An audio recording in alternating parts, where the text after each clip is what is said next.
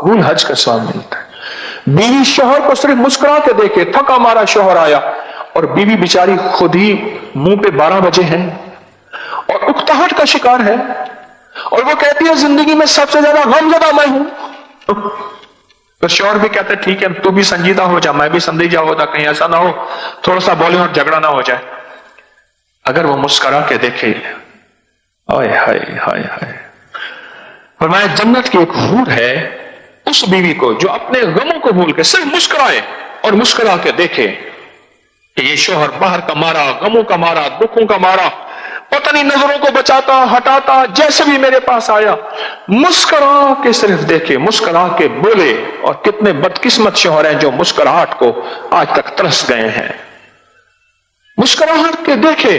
فرمایا جنت کی ایک حور ہے، فوراً اللہ سے کہتی ہے یا اللہ یہ عورت مجھے دے دے اور میں اس کی غلام بن جاؤں۔ ہائے ہائے، جنت کی ایک حور ہے جو کہتی یا اللہ یہ عورت مجھے دے دے، یہ بندی مجھے دے دے، یہ بندی مجھے دے دے، میں اس کی غلام بن جاؤں۔ اور اللہ بھی کہتا ہے میں نے وعدہ کیا یہ بندی میں نے تجھے دے دی۔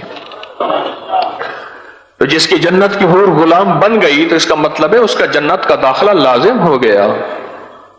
جو اپنے غم بھول کے، اپنی شکایتیں بھول کے صرف مسکراہٹ کو اپنے منہ پہ سجائے گی، مسکراہٹ کو اپنے منہ پہ سجائے گی۔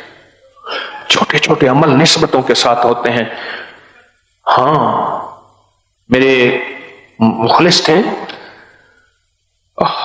ملک صاحب، چدھڑتے قوم کے ملک کہلواتے تھے، کہتے ہیں کہ ہم نے ایک دریا آیا، بکھر میں رہتے تھے، دریا نے رخ بدلا، ہم نے دریاؤں نے لوگوں نے اپنی قبروں کو نکالنا شروع کیا، دریا کاٹ رہا تھا، جالوں میں پتھر ڈال ڈال کے ٹرکوں کے ٹرک پھینکے، پانی کو کون روکے؟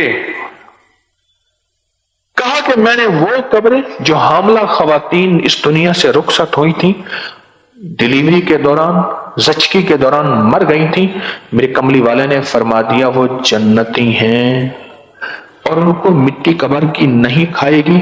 کہا کہ میں نے بے شمار قبریں منتقل کی، جو عورت دوران حمل مر گئی تھی میں نے اس کی قبر میں میت کے بولیا اسی مرنا نہ ہی گور پیا کوئی ہور۔ یہ وعدے ہیں، اللہ نے گھر بیٹھے عورت کو یہ وعدے دیے ہیں، نسبتیں ہیں، فوراً ایک جنت کی حور لپکتی ہے، لپکتی ہے۔ گھر بیٹھے بچے ایسا تنگ کرتے دماغ خراب کر دیتے ہیں، بچے ہی سب سے پہلے، پھر گھردار خواتین کی اپنی تنہائیاں ہوتی ہیں، جو باہر پھرنے والی ہیں وہ تو اپنا غم غلط کر بیٹھتی ہے، ان کی اپنی تنہائیاں ہوتی ہیں، ساری شکایتیں بھول کے مسکراہٹ دے، مسکراہٹ دے کہ غموں کا مارا۔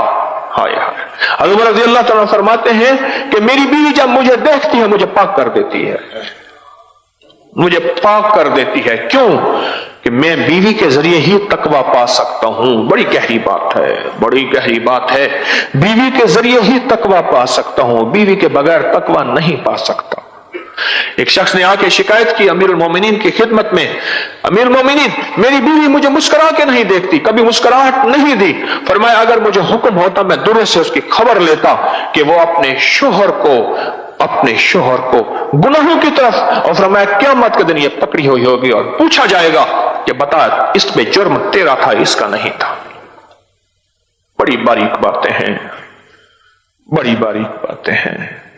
بعض اوقات تقویٰ، تلاوت، تسبیح اور قرآن اور ذکر کو مائیں چپک جاتی ہیں اور زندگی کے اس لمحے کو چھوڑ دیتی ہیں اور نہیں سمجھتی کہ زندگی کا یہی لمحہ ہے کہ یہ ساری نفلی باتیں ہیں، اور بہت فرض عبادت ایک اور ہے کہ اپنے شوہر کو پاک اور متقی رکھنا اور اپنے گھر کو، اپنی زندگی کو پرسکون رکھنا بھول جاتی ہیں۔ میں کئی دوسرے تیسرے میرے پر یہ جھگڑا آتا ہے، خطوں کے ذریعے بھی آتا ہے اور بالمشافے تو دوسرے تیسرے روز آتا ہے۔ میرے بندہ پاس ایک بندہ آ کے لڑ پڑا، غصے میں آیا، میں نے خود ہاتھ ملایا، اس نے ایسے ہاتھ دیا ایسے ٹیڑھا کر کے، میں کہ بندہ بدلے آیا ہے۔ بیٹھ گیا، بیوی بات کر رہی ہے، حضرت یہ بتایا یہ بتایا۔ میں نے جی آپ کچھ کہنا چاہیں گے؟ بس ان کی بات سنیں، آپ ان کی بات سنیں، یہ مجھے لائی ہے۔ میں نے کہا بھائی اس کو زبردستی آپ کیوں لائی ہیں؟ ان کے اپنے شوہر کو زبردستی کیوں لائی ہیں؟ کہنے لگے بس حضرت یہ بھی آپ سے نا فیض پائے، یہ آپ کے خلاف ہے۔ اچھا، میں نے کہا آپ کی شکایت؟ اس نے کہا جی میں نے آپ کو بیوی جو دی تھی یہ ملنگڑی بنانے کے لیے دی تھی۔ یہی لفظ کہا اس نے۔ کیا مطلب؟ کہنے لگے دن رات تسبیحاں، دن رات وظیفے، دن رات مصلی، گھر کے کام، اس نے تو مجھے دیکھ کے مسکرانا ہی چھوڑ دیا بس۔ میں، میری تنہائی، میرا موبائل اور میرا چارجر، بس۔ میں، میری تنہائی، میرا موبائل، چارجر بہت ضروری ہے، میرا چارجر، بس۔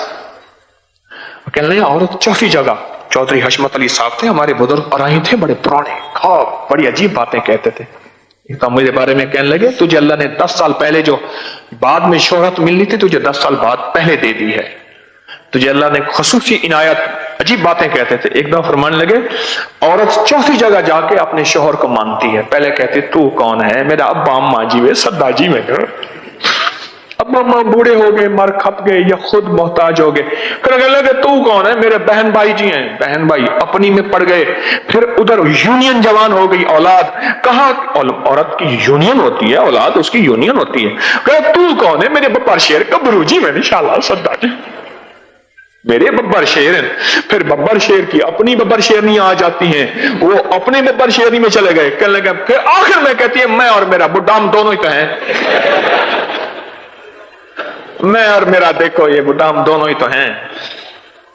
چوہی صاحب کہتے تھے اللہ ان کے درجے بلند کرے، کہتے تھے چوتھی جگہ جا کے مانتی ہے، اور وہ قسمت والی ہوتی جو پہلے دفعہ کہتے ہیں نا نا نا یہی میرا انتخاب ہے، یہی لاجواب ہے، یہی میرا انتخاب ہے اور یہی لاجواب ہے۔ ہائے جو مسکراہٹ کو ہی ترس جائیں، ہر وقت مجھے بعض لوگ کہتے ہیں کہ جب بھی آتے ہیں میری بیوی پریشان بیٹھی ہے، سب کچھ نعمتیں ہیں بس پریشان ہے بیچاری، اللہ ہی جانے کہ کیا پریشانی ہے۔ زندگی تو حالات کا نام ہے، پریشانیاں تو زندگی میں بندہ سوچتا ہی رہتا ہے، آتی جاتی رہتی ہیں۔